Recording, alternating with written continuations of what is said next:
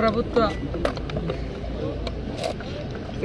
ప్రధాన విప్ గారు సీనన్న మాట్లాడినట్టుగా మా కాంగ్రెస్ పార్టీ సామాజిక న్యాయం సోషల్ ఇంజనీర్ ఏదైతే ఉందో దాన్ని పాటించి మా రాహుల్ గాంధీ గారు ఇచ్చిన మాట ప్రకారం రెడ్డి బిడ్డ అయినప్పటికీ కూడా రేవంత్ రెడ్డి గారు బీసీలకు 42% ఉద్యోగ ఉపాధి రాజకీయ అవకాశాలలో మరి స్థానం కల్పించాలనే లక్ష్యంతో ఇచ్చిన మాట ప్రకారం కులగణన చేపట్టి అసెంబ్లీలో ఏకాభిప్రాయం తీసుకొచ్చి పంపించిన బిల్లులు ఏదైతే ఉన్నాయో గవర్నర్ గారి దగ్గర రాష్ట్రపతి దగ్గర దాదాపుగా 6 నెలల నుంచి కొన్ని 2 బిల్లులు మరి గత 2 నెలల నుంచి 1 బిల్లు ఇలా పెండింగ్ పెట్టుకోవడంతో ఇబ్బందికరమైనటువంటి సిచ్యువేషన్ ఉంది.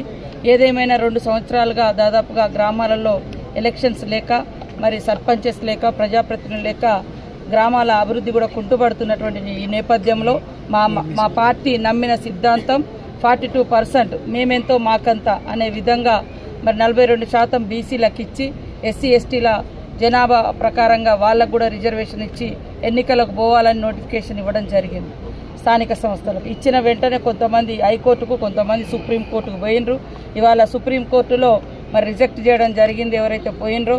అట్లనే హైకోర్టులో కూడా మరి బీసీ వర్గాలకు అదేవిధంగా రాష్ట్ర ప్రభుత్వం ఆశిస్తున్నటువంటి 42%తో స్థానిక ఎన్నికలకు పోవాలన్నటువంటి నిర్ణయానికి అనుగుణంగానే మరి ఇక హైకోర్టు నిర్ణయం కూడా వస్తుందని ఆశతో ఎదురు చూస్తూ ఉన్నాం.